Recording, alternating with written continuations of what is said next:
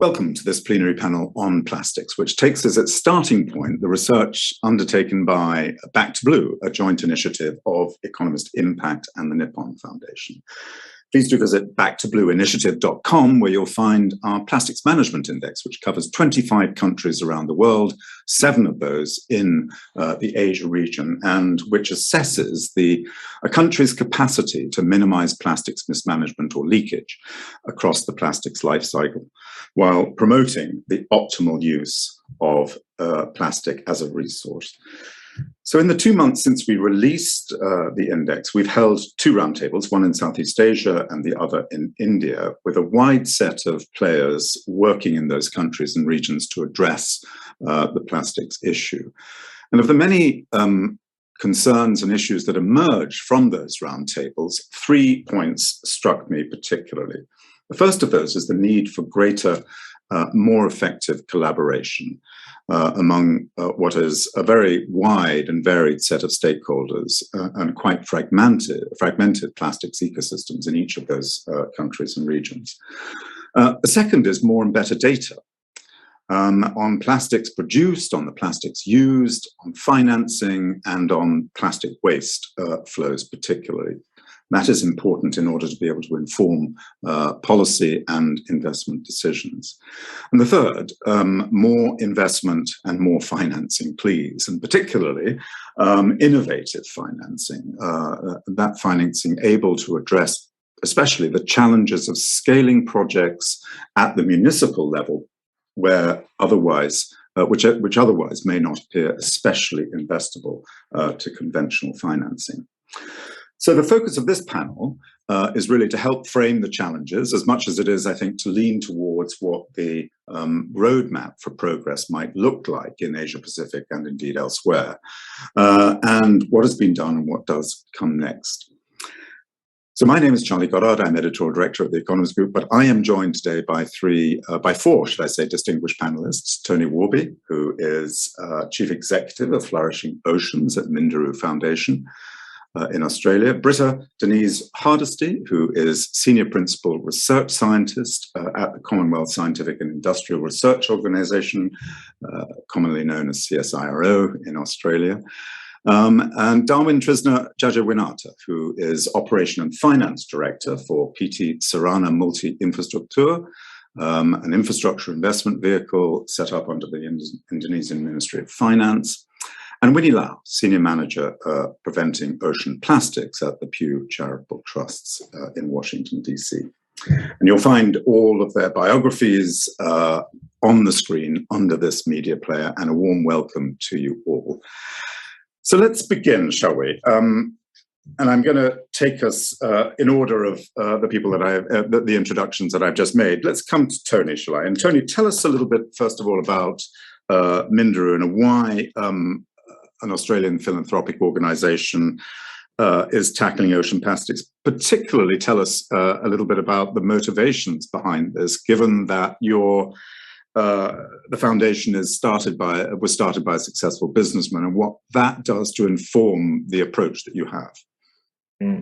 Thanks, Charles, and a pleasure to be here. Thank you for the invitation. You mentioned our founder is a businessman. He's also has a PhD in marine ecology, which he completed fairly recently. And I think through that process, some of the big problems facing the world's oceans really came into sharp relief for Andrew. And the plastics pollution issue was one of them. And so he immediately, when the Flourishing Oceans Initiative was created in Minderoo, set a really ambitious goal of addressing the issue of problem pollution in the ocean. I think some of that early thinking was around ocean cleanups and beach cleanups before we quickly realised that the problem will be solved much further up the supply chain than that. And so, you know, we can clean up beaches for forever, basically, but if we don't turn off the tap on new plastic that's being produced and stop it getting into the environment, then we're going to be cleaning up beaches for the rest of our days. And so our focus very much in terms of our No Plastic Waste initiative is focused much further up the supply chain. You can create new plastic from recycled plastic, and so investments in recycling infrastructure are a key part of our plan. But we're also working on a second piece around plastics, which is the focus on plastics and human health. We hear a lot about the microparticles and nanoparticles of plastic on human health. We hear less about the chemicals that are leaching out of those particles of plastic and are entering into our bloodstream. And of course, there's lots of different vectors by which those particles and those chemicals do get into our human systems. And one of them is through the food chain and, of course, through the supply of seafood because of the plastic problem in the ocean. So our two pieces of work on ending plastic waste and our plastics in human health really do converge at our marine environment, and that's why it's such a priority for us. Well, thank you, and thank you for mentioning the second of those, because that's the second element of our own Back to Blue initiative, which looks at chemical pollution and the impact not on ocean health, but not only on ocean health, but also on human health of chemical pollution in the marine environment. Can I just quickly ask you to tell us a little bit about the Plastic Waste Makers Index? I actually enjoyed that index a great deal, and I found it, particularly its sort of uncompromising nature. How did you come to do that, and why is it important to look at what the petrochemical companies are doing particularly? Yeah, so you mentioned in your introduction the importance of data and transparency. And so the Plastic Waste Makers Index is entirely designed to address that problem. We looked at the biggest producers of plastic globally. The headline statistic there is that 20 of the global producers are responsible for more than half of the virgin polymer that's produced globally. But we also looked at the banks that are financing those chemical companies and the producers of plastic, and we looked at the investment houses that are deriving a benefit from the production of that plastic. And some of those investment houses, for example, have been singing about their climate credentials for a very long period of time, but they've said nothing at all about their investments in plastic and plastic waste. We know 380 million tonnes of plastic produced globally every year. It's almost the same weight as all the humans on the planet. It's a massive problem. Most of that plastic is single-use plastic.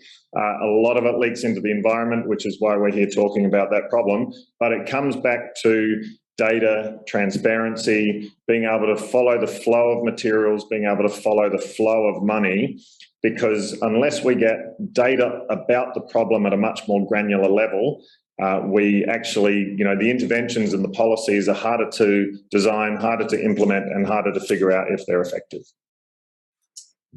One of those interventions is, of course, the reduction in the production of plastics. And it's something that I know perhaps Winnie will talk about a bit later as one of the solutions, but that is one of the big challenges as well, because I think the dichotomy between the various views about how to move forward is quite stark around that amongst those that believe that there needs to be some reduction in plastic and those that believe that we can continue to produce a large amount of plastic as long as we get the recycling and collection systems in place.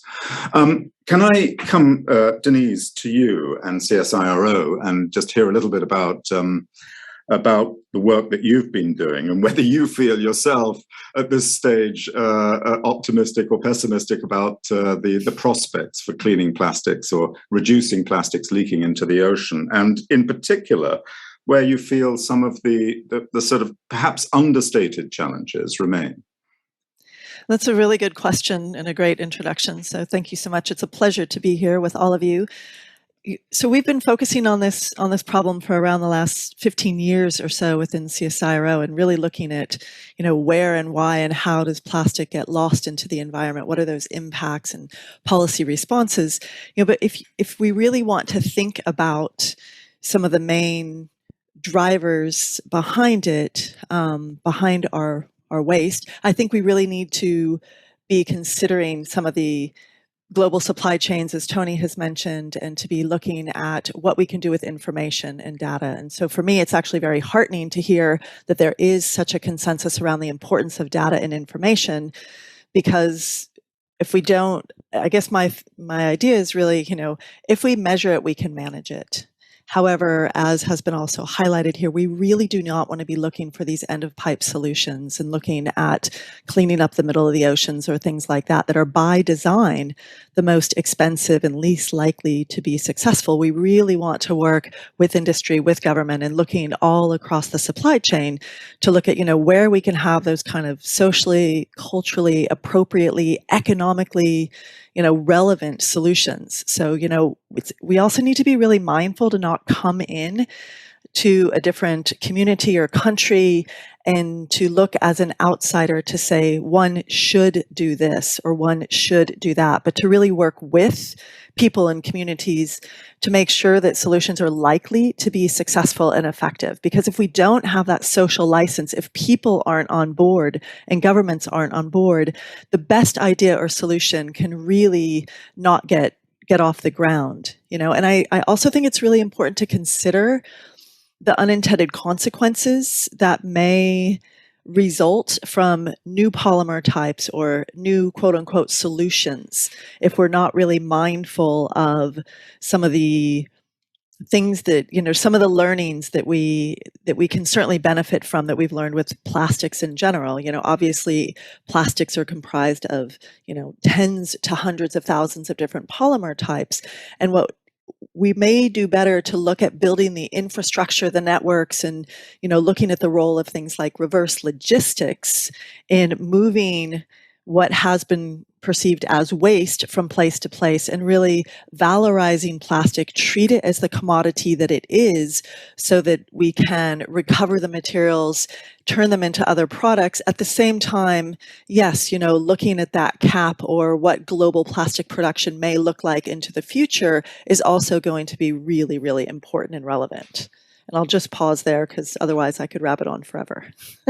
But just briefly then, just to sort of focus in on some of the research that you've been doing, where, in terms of sort of the understanding of the leakage and of the fate of plastics, where do you think some of the key gaps are at the moment? Where would you like to focus research efforts, do you feel? So I think we actually know a really good amount now about the impacts on wildlife and those sorts of things. We've shown studies that say that 99% of seabirds will have plastics in their gut by 2050. We've shown that, 14 pieces of plastic results in a 50% chance of mortality for sea turtles. We've shown that balloons and soft plastics and fishing related gear are some of the most harmful items to wildlife. However, if we can step away from focusing on some of those sort of taxa specific focal areas, I do think understanding the impacts of plastic ingestion to human health, of course, it's a huge question. And it's also really important for us to remember that presence doesn't necessarily equal harm. And so, while wildlife and other taxa have evolved to dispel or to get rid of indigestible matter, we humans, thinking about, where and how our bodies are able to process plastic, that's coming into our systems through the air that we breathe, through the materials around us, and those sorts of things are really, really important. And I do think it's reasonable to be operating from the precautionary principle perspective. At the same time, we know that there are tremendous medical benefits from some plastic products, heart valves, artificial joints, and things like that. So I think it's really important and really useful for our research to be diving deeper into some of the key components about when and where and why and how plastic is lost to the environment and moves through the environment. So recent work has shown that it's actually not the thing that we've all presumed, that how many people live within the coastal area is the biggest driver for the amount of waste that gets into the ocean. And so that's been a bit of a misnomer. What we found is that it's actually socioeconomics that are uncomfortable to talk about, but that really influence the amount and types of waste that get lost into the environment, along with how the land in those areas is being used. So as we get more granularity about the drivers or causes behind plastic being lost to the environment, we're going to be able to identify those solutions. So, instead of building huge infrastructure projects, perhaps we take more of that spoke and hub approach, looking at how do people move there? Is it through cars? Is it on foot? Is it via bicycles? So that we can look at improvements in design, flexible, adaptive technology and structures to be able to manage to recover our waste at really appropriate scales given the local environment. And I think those are some of the key areas that research can provide benefit, along with unpacking and working with lots of different types of scientists, whether it's polymer chemists or structural engineers or hydrologists, to look at how do we build and design those smart, sustainable living cities, and how do we encourage people to be more connected to their environment so that we start to take that much more long-term or legacy mindset around the products that we use and those sorts of things. I think those are all really incredibly interesting points. And I want to come back to a couple of them that you raised around the data and the need for us to follow the data as well as create solutions that are appropriate once we understand perhaps some of these flows and understand how they work. Thank you for that very much.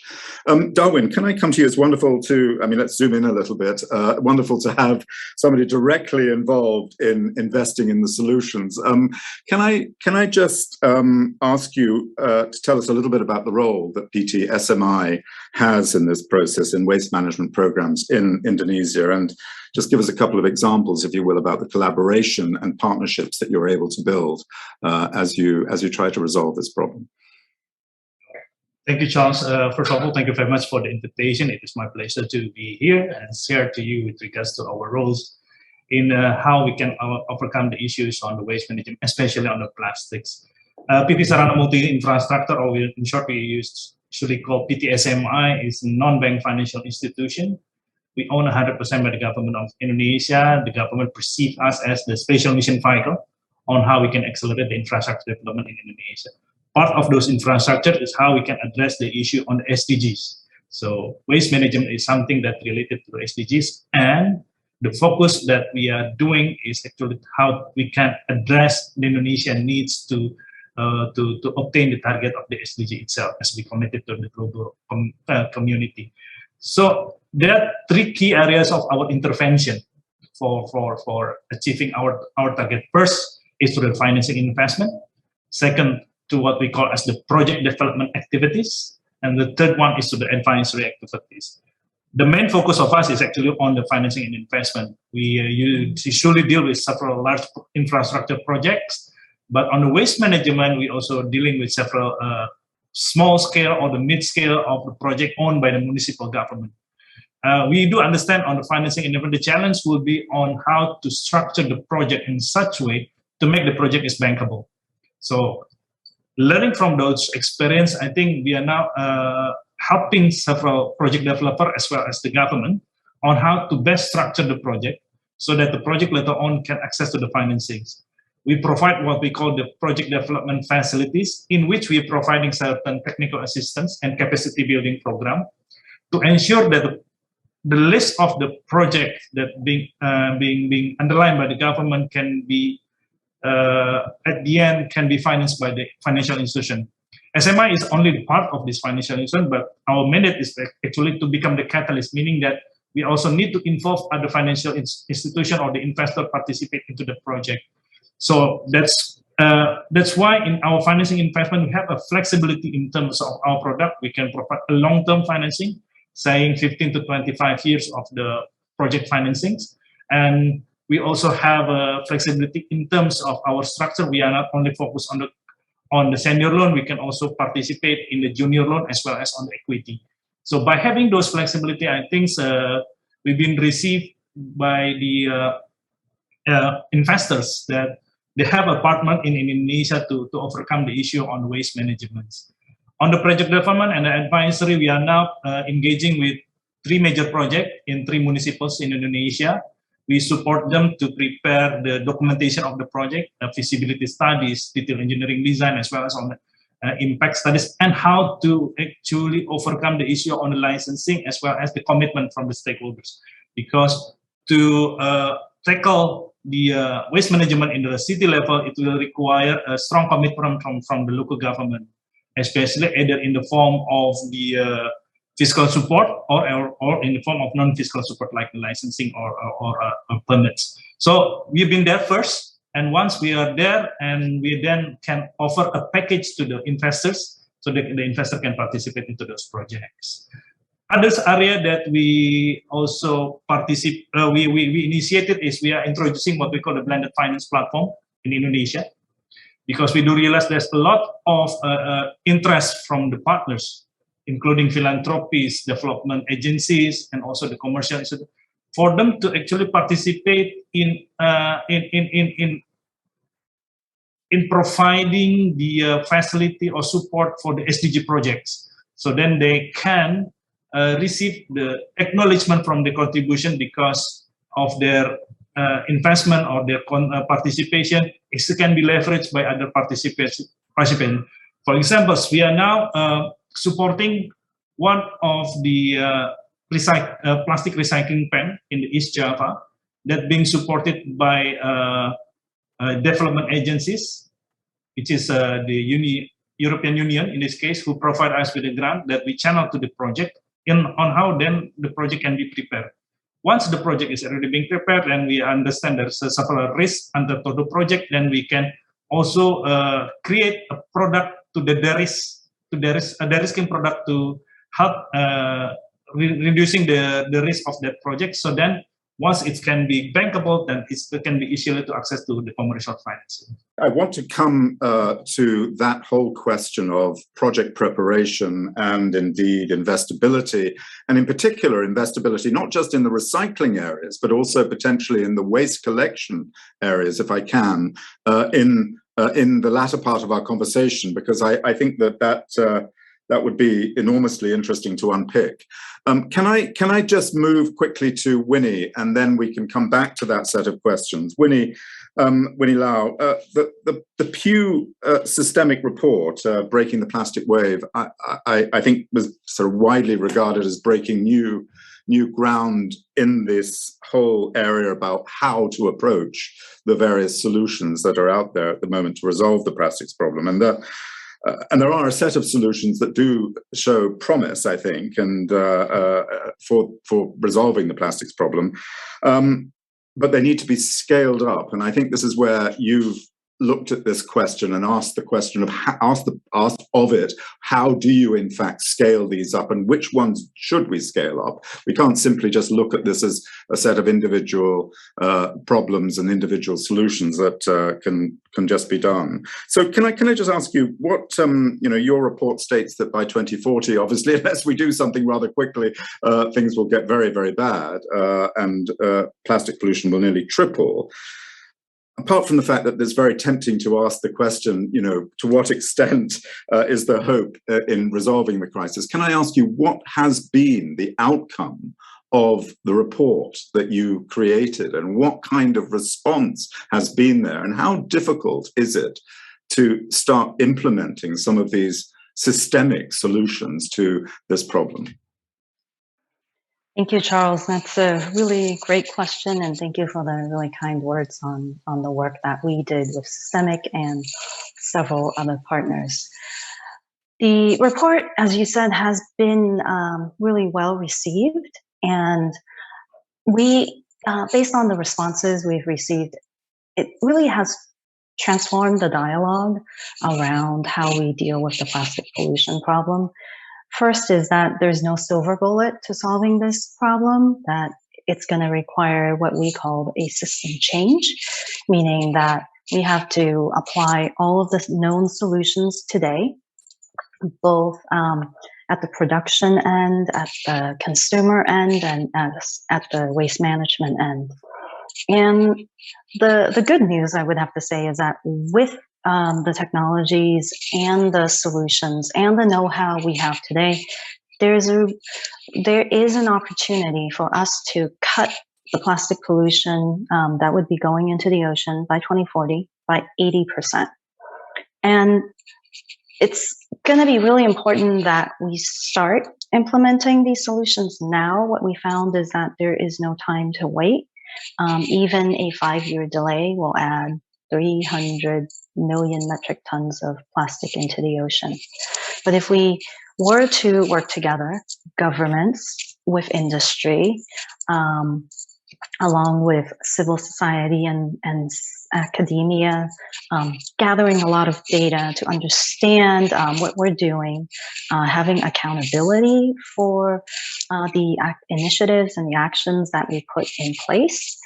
That is where the opportunities are in terms of how we can solve this problem.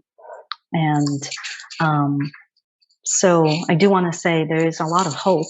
I think what we're seeing is that many companies, many governments have reached out to us actually to talk about what we found, to try and help them think through solutions.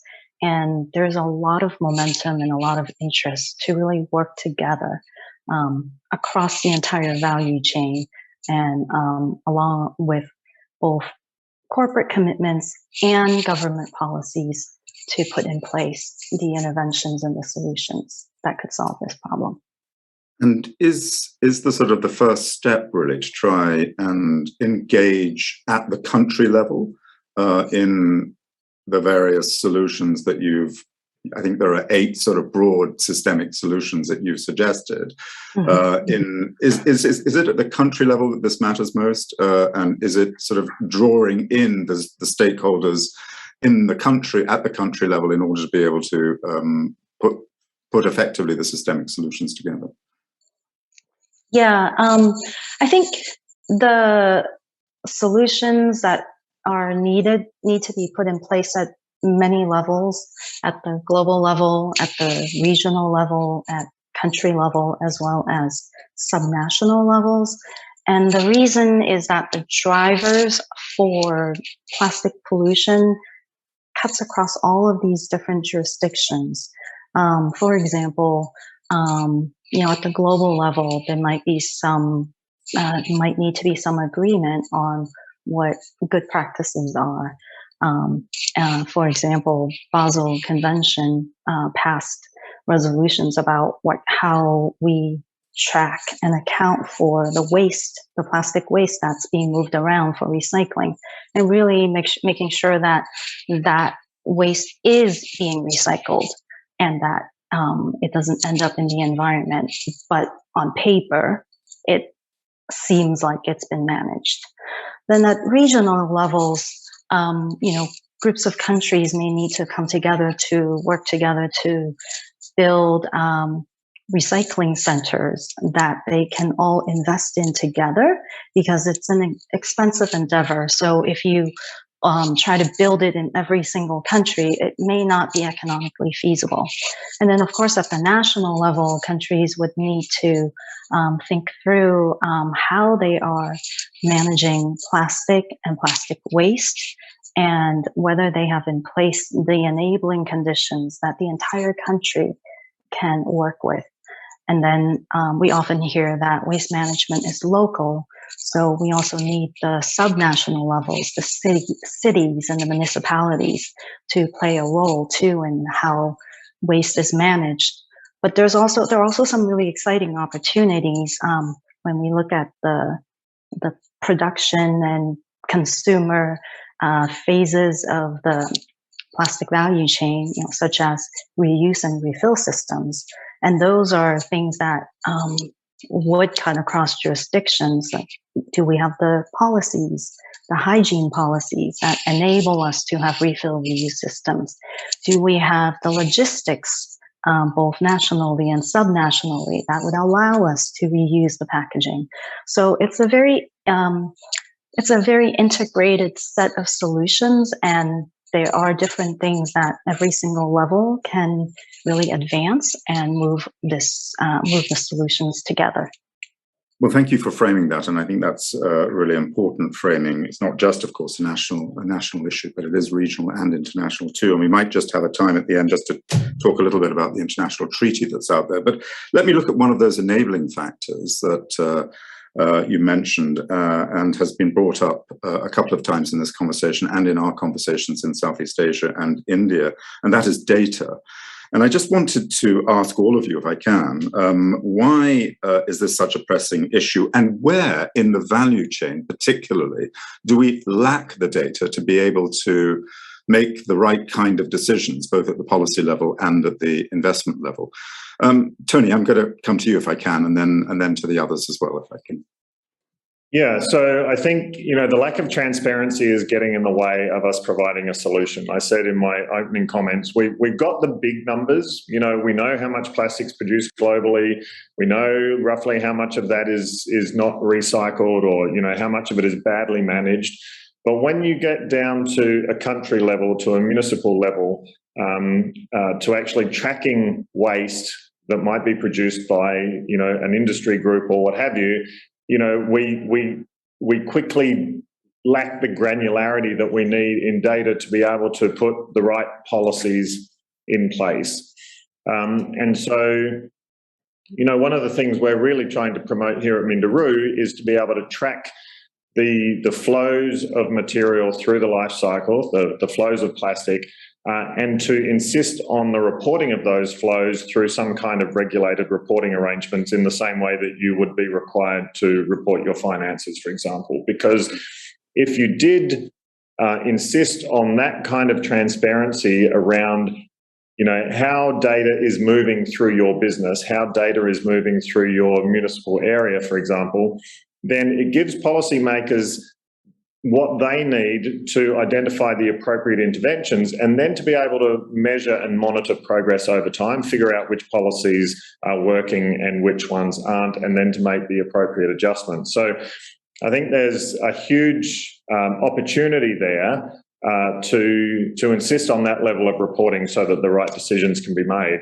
The other thing I would just say quickly is we're also working with a group of scientists to develop a better understanding of the remote sensing signature that you would see from satellite data for plastic waste dumps, and in particular where there's illegal dumps happening, certainly within our region of interest here in Southeast Asia and in Australia. If you can identify where some of those illegal dumps are through satellite technology, then it gives you a much better understanding of where the source of a lot of the problems is, and then to be able to go and understand, well, what's the root cause of people dumping these plastics in a particular location. And, I know we're going to come to the finance discussion, but people throw plastic away when they've decided it has no value to them.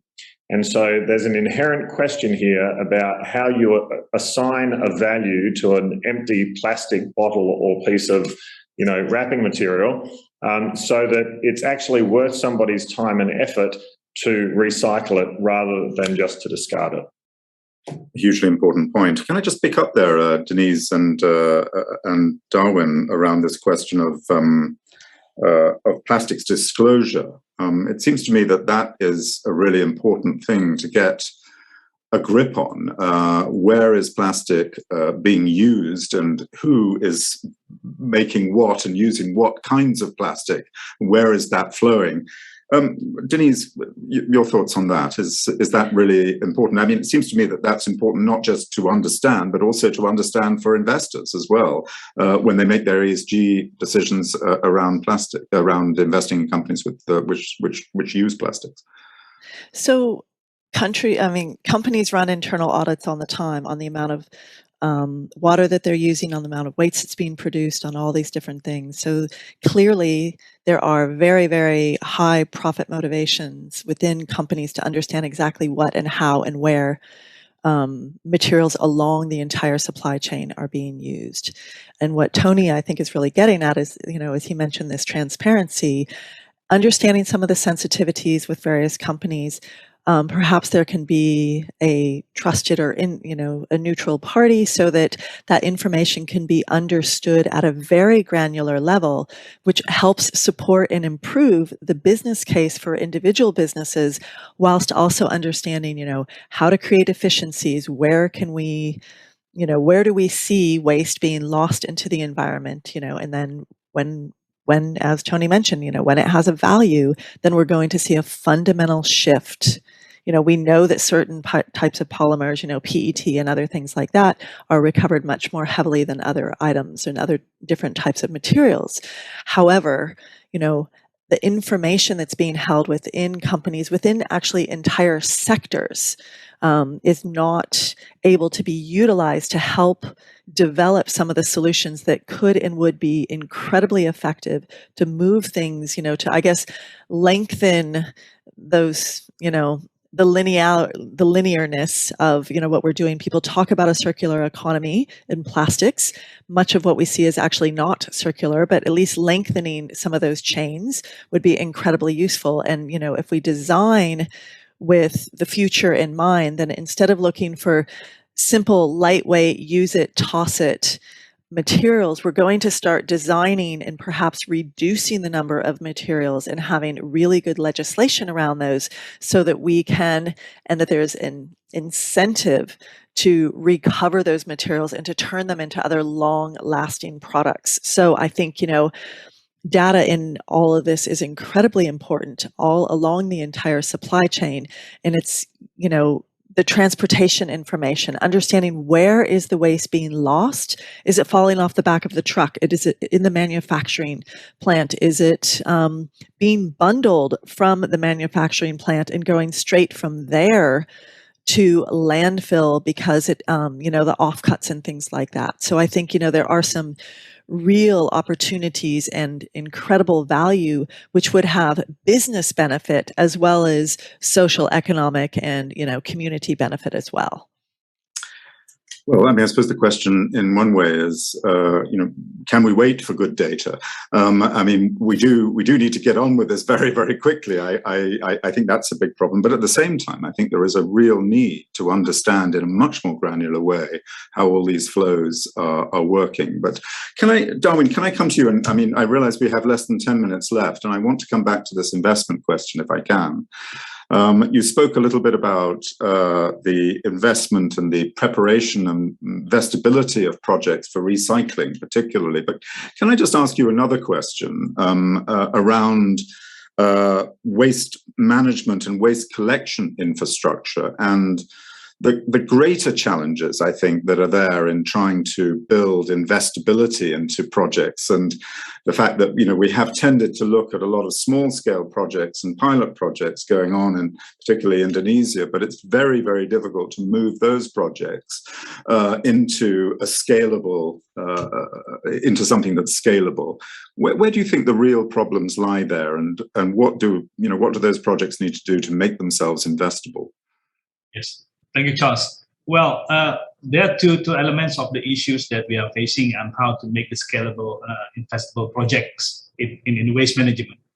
First, with regard to the business process within the sector itself, which is related to how with the upstream management being managed and also on the downstream.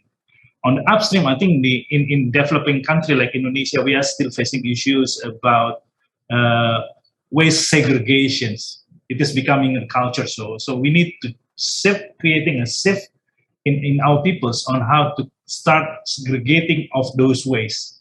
Because probably some of you already know that in Indonesia, all the waste is actually bundled together and then put into the garbage, and then we transfer this to the final disposal site. So just putting there. So the key importance in the upstream is on how to create the mindset of the peoples that the segregation is really important.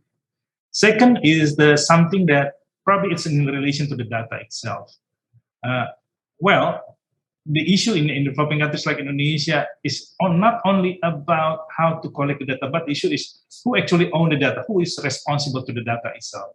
Because it's actually creating some problem when it comes to the how we can measure the size of the supply that we can get, that we can then transform those into other opportunities. Can be in the PET recycling pen, or can be in the waste management, waste to energy, or whatever. So because it's a relation to the incentive of the disincentive or the discipline. From the regulatory approach point of view, it's not there yet, because there's no clear regulation saying that this is the responsibility and the central government of the government for the public sector. But for the company, I think the awareness is still starting to be there, but still need times to progress.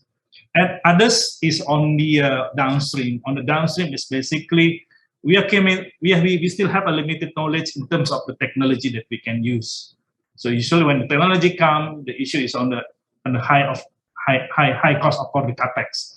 So we need to find a solution about the technology that later on can be affordable by Indonesians to actually paying the tariff for using such technology. It's also related to the tipping fee that we need to collect from the public sectors. That's probably the issues that we are facing. And I think to answer those, I think we need to create a collaboration, meaning that a blended finance can be one of the solutions, bringing the interest from some of the partners, philanthropists, development agencies, and also the commerce to sit together and how to tackle this together by providing a solution to each of the issues within the value chains of the financing process. Winnie, thank you. Winnie, can I ask you to pick up on that question? Because I think it's really a perennial issue that is still extremely difficult to resolve. Are there any innovative financing mechanisms that can be brought to bear in a way to sort of circumvent the reluctance of conventional financing to look at this question of how to scale up waste collection, particularly, which isn't really particularly commercially viable quite often. How to scale that up in municipalities, particularly in emerging markets? Yeah, there are various mechanisms. There are some emerging ones where it's public-private partnerships, where some of the risks could be borne by the public sector to help incentivize investments in the more emerging technologies. Their governments could also provide tax incentives and grants to help move these innovations along.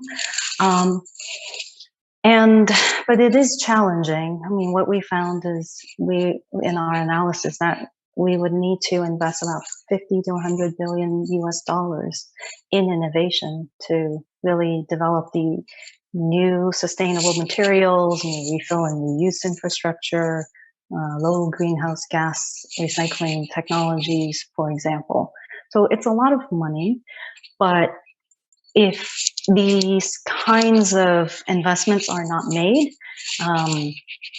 the private sector actually stand to lose even more if the governments start to shift the waste management costs onto them, and that could be to the tunes of hundreds of billions of dollars over the next 20 years. And I mean, it strikes me that the de-risking that needs to happen is probably crucial, isn't it? Otherwise, we're not going to get a lot of that blended, particularly the private sector investment coming into this. I mean, whose responsibility should that be? Should it be the responsibility of the development banks? Should it be the responsibility of the governments? I mean, perhaps I can ask both yourself and Darwin, whose responsibility is that? Yeah, I think in our context, we are from the Indonesia context. I think we as the domestic development financial institutions is willing to take those responsibilities. So this is also based on the mandate that coming from our government, Ministry of Finance. So I think we've been there so far. Winnie, your final thought on that before I ask one more question. I think it's probably should be borne by whoever can. The amount of money is not small, and some countries might be able to bear it and some may not be able to. And in those instances, we may need development banks or the private sector to step in to help. Because I don't think there's a one size fits all across all of the various situations and countries out there. So kind of all of the solutions and all of the approaches will be needed. Charles, can I just add one thing Yes, to please, that, jump just in. very briefly? So one of the things that we talk about is the cost of action, but we often forget to kind of really consider that cost of inaction. And the cost of inaction is also in the order of billions of dollars. And so, yes, there are expensive propositions and solutions and approaches. And yes, we absolutely need collaboration, and we need reasonable finance mechanisms. I think we also want to consider that real role or potential impact if we fail to act as well. And Winnie brought up the challenge, didn't she, which is almost a climate change-like challenge, and that is that we've got to act in the next 5 to 10 years if we are going to be able to prevent further catastrophe in our oceans. And doing so will certainly not be easy. But just a final question to you all, briefly. I mean, your thoughts on the international treaty that is now sort of slowly coming together, and whether or not that is going to be able to make a difference in time. Tony, your thoughts? I don't know a huge amount the international treaty, but what I would like to add just to the last thread, if I may, is one of the things Minderoo is taking is a market-based approach to, or more of a market-based approach to some of the recycling infrastructure and investments in recycling infrastructure, which is to really create the demand for a recycled plastic material, and working with some of the big food producers and other big corporations to get long-term supply contracts in place for recycled material that they can then build into their supply chains. And if they do really affirm that there is a strong demand for recycled product, then it helps much further up the supply chain with the investments that you need for infrastructure into that. So, and of course, one of the roles of philanthropy is to be able to say, we can help de-risk that early phase. We can work with some of those big companies, and we'll be able to make some announcements around that between now and the end of the year, hopefully. On the treaty, obviously great aspirations around that. I know that there's a huge amount of effort going into it. I guess from my fairly distant viewpoint on it, it certainly can't hurt, and I think to help bring global attention to the problem like this through a treaty arrangement is a very positive thing. Not sure I pick up a huge amount of optimism when you say it certainly can't hurt. But Winnie, just briefly, I'll let you have the last word. Are you waiting with bated breath for this treaty, or is it a long way in the distance? And need we? I assume you're going to say let's get moving as quickly as we can. Yeah, thanks, Charles. International cooperation will no doubt be needed, and a global treaty can help facilitate that. But it will take some time for a global treaty to come together. So I think we need to not put our eggs in any one basket, but rather put our eggs in all of the baskets.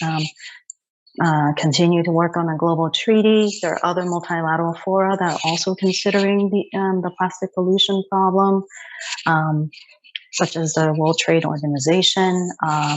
There are regional bodies that are looking at it. I know APEC is also looking at it.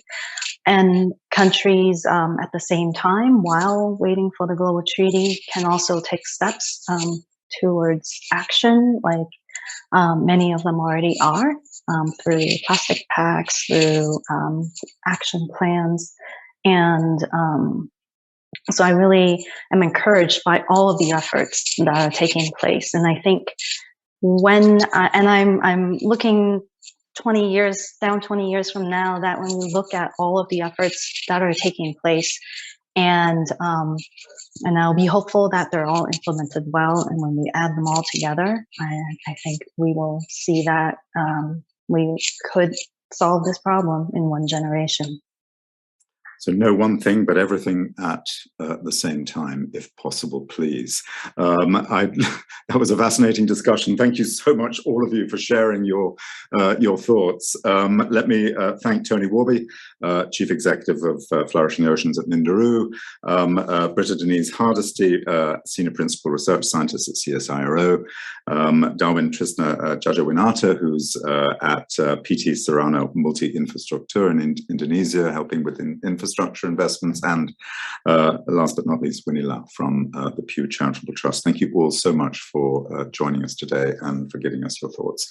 Next up is another session looking further at the solutions around Asia Pacific's plastics pollution problem. Do join us for that. And in the meantime, thank you.